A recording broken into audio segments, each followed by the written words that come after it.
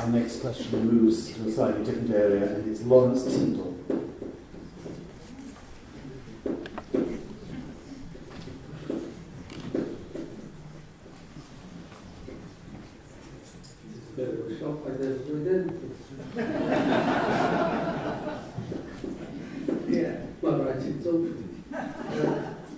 Are you going to improve planning law? I suppose you'd have to go to the top for that. To make new builds, have solar panels and solar hot water and improve the installations. We'll ask the Liberal Democrats to start on this one. Well, there is scope. The council is in the early stages of moving towards a new overall planning policy for the whole area. And there is lots of opportunity within that to toughen up policies on new development. So in our manifesto, for example, you will see a commitment to try and create a presumption against development in the city centre that generates extra prize. Now, that's one example. Another example would be that we would like to see new development within defined areas in the city centre to be car-free, i.e. no car provision provided with those dwellings. Now, these are the sort of things that can be put forward, but it is important to remember that when the council has agreed its final policy statement, this goes out to public consultation, of course, but also at a stage further on, it goes to public inspection by government inspectors. And the council doesn't uniformly get all of it, all of its planning policies through the inspectors, because the battle we are up against, and we must be realistic about this, is that if we move down this road of trying to get improvements in energy performance and environmental performance, we will face resistance from developers, commercial developers. And there are lots of financial interests in opposing local authorities trying to tighten up on this kind of requirement. So we have to be under no illusion that this is not an easy fight. And that's where the government comes in, because the government sets the national frameworks for this.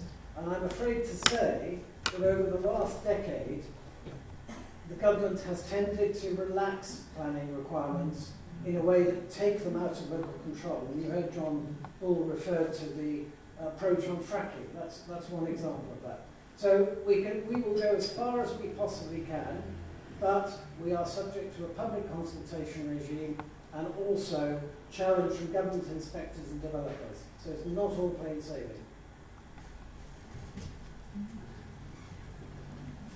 Yes, we do rely very much on national policies here, I think. What we don't want to end up with is developers being frightened of building anything in our area and going elsewhere, because from their perspective it may seem more expensive or troublesome to reduce that carbon-free building. One of our many concerns also ought to be the cost of housing, not just for the developer but for the prospective purchaser. We've got a real deficit in affordable housing in this area, and we have had developers make all sorts of promises and pledges about reducing affordable housing, and then come up with plausible reasons for not actually building it.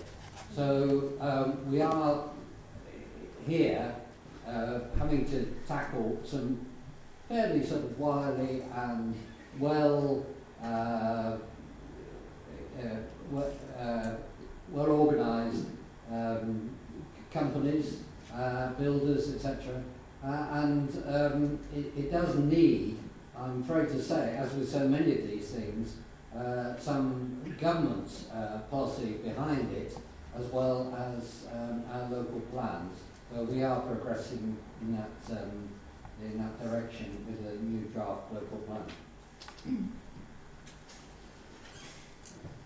Yes, so as the previous people have mentioned, that it does appear that a lot of power lies within national government policy. what we need to do is lobby to bring more of that power home. There's so little that we can do without it. Right behind where I'm living at the moment with my parents, Aaron Banks is building 6 luxury properties, especially for Londoners. And I'm going to sound like such a NIMBY, but the local planning officers have had little power to stop not agreed changes to the houses which have broken breaches in which the planning was approved. We need to lobby for this power so that we have control over our own planning policy. As well as being a member of the Green Party, I'm also a member of the Bath Cooperative Alliance. Our first priority is community-owned housing, and this, in part so that we have more control over the energy regulation of them, but also, again, as you rightly pointed out, for affordable housing. If I do become councillor in Lambridge, when I can finally get out of my parents' house, I can't afford anywhere to rent in Lambridge, and I definitely can't afford to buy. So I think affordable housing needs to come hand in hand with green homes. Part of our policy is obviously insulation, energy conservation, but as I mentioned also in my presentation, 20% renewable energy generation on site for new developments as well, as a step towards that green, clean energy 100%.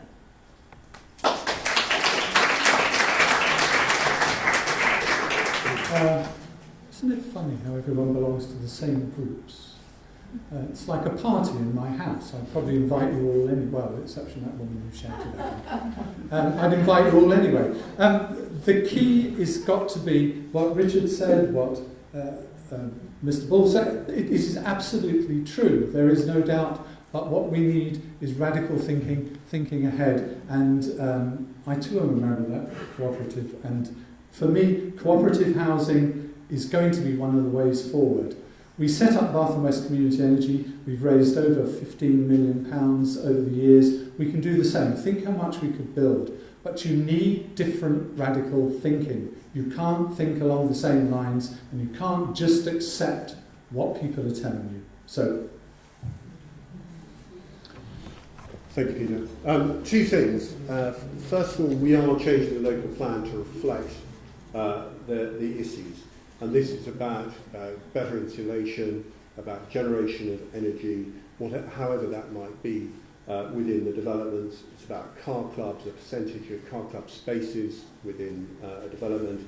Bike clubs, you'll know that I'm putting out a whole bunch of new electric bikes around the dormitory parts of Bath in locations to replace the original Boris bikes that we had.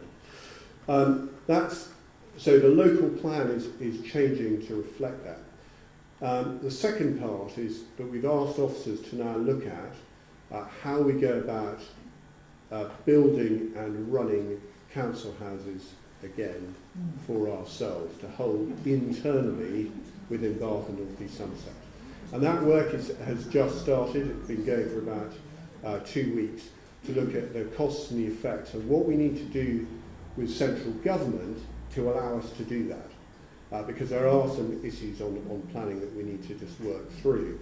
And the final bit is an adult understanding about affordable housing. Bath is not affordable. Those of us who are with less hair have been here for a while and could afford the houses, but now the value of our houses is phenomenal compared to how they were when we bought them. Young people just can't afford them. So what does affordable mean, and what do we do about generating affordable housing? So I'm not trying to give all the answers right now, but this is the signpost to the route to get to where we need to go. So those 2 things. We are changing local plan, but secondly, we are now looking at generating our own council houses again.